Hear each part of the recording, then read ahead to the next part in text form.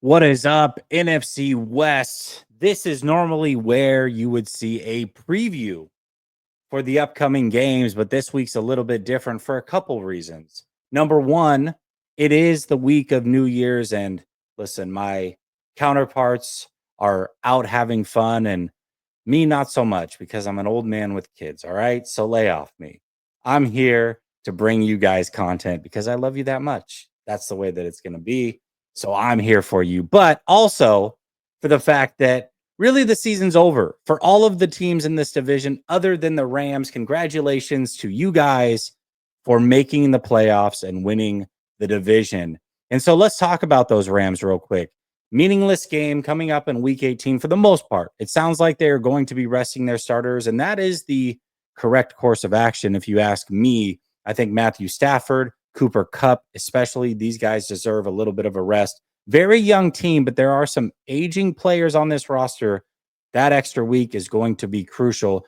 And yes, that may mean the difference between the number 3 seed and the number 4 seed. But I will say this. If I'm a Rams fan, there is one matchup in particular that I want more than any other. And believe it or not, it is against the number 1 seed currently in the NFC, and that is the Detroit Lions. I'm looking at the Detroit Lions, and I think they are ripe for the picking. You look at that defense, it's in shambles with all the injuries.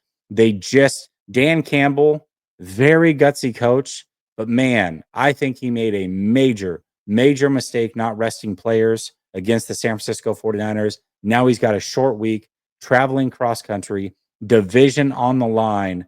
They just might lose the number 1 seed in the very final week of the regular season and fall all the way to the 5th seed. And if the Rams lose this week, which is very possible, resting their starters, and the Bucks win, it is possible that the Rams fall to the 4th seed and you get yourself a Rams Detroit Lions week 1 matchup. And if I am the Rams, losing the way you did last year in the playoffs in Detroit, Matthew Stafford had to come all the way back home, lose in the way that they did. That was a tough pill to swallow because you guys as Rams fans, you're backing your boy. Well, guess what? You get a chance to serve a dish of revenge against Jared Goff and the Detroit Lions, making Jared Goff return to the crime scene, so to speak, and watching him go home in disappointing fashion. I think that if I was a Rams fan, that's what I would be rooting for. And I think it is very, very possible. We will see who the Rams end up playing, but man, congratulations once again to y'all. You got the Seahawks this week. It's not for the division. Rest your guys, and we'll see who you match up against in the playoffs. Week 1, just a little over a week away. Cannot wait for that. But let's talk about the Seahawks for a minute. Did not make the playoffs. Very, very close. Man, they made a heck of a run. And should the Seahawks, how should Seahawks fans be feeling? To me, I'm looking at it saying they basically fell right where I thought they would. I thought they were a 9-10 win team this year. Possible playoffs if things fell the right way. I think they should feel good about where they're at. Yes, technically they didn't take a step forward after getting rid of Pete Carroll from a record perspective or making the playoffs. But I think there were a lot of things that went really well this season. A lot of injuries early on, but they were able to overcome some things. And man, I will say this at the very least, Mike McDonald, well, geez, fireworks going crazy right now. I'm sure you guys can hear those. Hold on a second. I will say this, though. Mike McDonald, man, I think you guys got yourself a heck of a coach. And if he was an offensive play caller, I think the love for him at the age that he is and the genius that he brings to the defensive side of the football, I think people would be going crazy singing his praises as a future coach in this league. Because he coaches the defensive side of the ball, I think that a lot of people are selling him short, but I believe that coach in this division, matching wits with McVay and Shanahan, it's going to be a lot of fun for years to come. And I think you guys made yourself a heck of a hire. No, you didn't technically make it any further than what you had the year prior, but you definitely have a foundation that you can build upon on the defensive side of the football.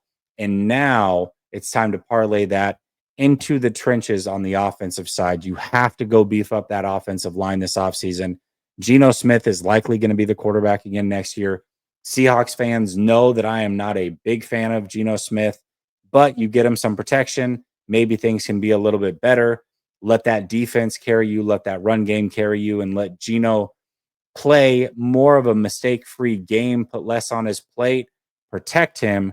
And I think that you guys can win a lot of games and possibly even go to the playoffs next year. So I think the Seahawks are headed in the right direction. Now, let's talk about the 49ers and the Cardinals. As a 49er fan, very, very disappointed this year. I would say out of all the teams in the NFC West, the one team that the fan base should be the most disappointed based off of how this season went has to be the San Francisco 49ers. This was the one team that had Super Bowl expectations. This was a team that was coming off the Super Bowl last year. So to not even make the playoffs, not even finish above 500, and for the first time in Kyle Shanahan's head coaching career to have his quarterback stay healthy all season long and to miss the playoffs, man, this one stings. The 49ers are getting older. They're very expensive. A lot of decisions to make this offseason when it comes to Brock Purdy, Deebo Samuel, and what have you. A lot of decisions to make this offseason when it comes to Brock Purdy, Deebo Samuel, and what have you. But the 49ers are in a little bit of a flux here. They can take the path of trying to run things back for the most part and competing, and maybe they still have the roster to do so. Or do they take it on the chin for a year, take a step back, and retool this thing and get right back into real competitive nature the following year? I believe that they're probably going to take that first step, and I think it might be a mistake. But ultimately, this season, for what it was, major, major disappointment for the San Francisco 49ers and our fan base. Let's talk about the Arizona Cardinals. Arizona Cardinals, I had you, I believe, at a 6-win team coming into this season. I thought that Marvin Harrison wouldn't even get to 1,000 yards receiving. I haven't checked in on that one as of late, but I feel like that one might be one that might sway towards my direction. But I don't think you should be disappointed. I know that the season was weird in the sense that you came out of the bye week as the number 1 seed. And you're like, well, hold on, Jess. We came out of the bye week as the number 1 seed. We definitely hit a tailspin and we blew it down the stretch. How can we not be disappointed? Man, we don't know what's going on with our quarterback. Is he the right guy? But I'm here to tell you, not all is bad in Arizona. I don't know if Kyler Murray is that guy. In fact, I would say he's probably not. You probably got to look to replace him eventually. But Kyler Murray is a guy who, when things are right, he is a little bit different than, let's say, Brock Purdy or some of these other guys, Jared Goff, where they can function and maybe elevate a little bit. But Kyler Murray really can carry things to a whole different level because of what he brings to the table from a physical ability. Yes, he's small. I get it, all the small jokes, but he's very fast. He's got a great arm. And if things are good around him, I think he can elevate above and beyond where a lot of quarterbacks possibly can. Maybe that's not the franchise guy. Maybe you should look to replace him eventually, but not in the immediate future. But what I'm looking at from this team and how hard they played all year long, yes, you had a chance to win the division, kind of. And yes, you kind of wet the bed down the stretch. I get all of that. But at the same time, the expectation shouldn't have been even near winning the division this year. I've been saying you're a year away from being a year away. And really what I meant by that was, hey, take this year, develop, learn, grow, and let's see. And what I mean by that is take this year, develop, learn, grow, and let's see what this team with one more draft class, a ton of money in free agency, what they can go and build. Because one thing is for certain, you've got a really, really good coaching staff. And you do have some good young talent on this team. Your first round pick really didn't even see the field for most of the year. He's a talented player. Your first round pick didn't even see the field for most of the year, and he's a talented player. You have another good draft class. You spend your money wisely, and I believe the Arizona Cardinals can be a real threat next year and for years to come. So don't be too down, Arizona Cardinals fans. I don't think this year was all bad for you. I think you were right where you should be. You settled in where I expected, even a little bit better than what I expected. So do not be down. This was a season that was necessary for the future development of your franchise. And we'll see what next year brings. But NFC West, what a heck of a year it was. Only one team was able to make it to the playoffs. Some teams disappointed, some fan bases disappointed, some elated, some understand that this is all just a part of the process.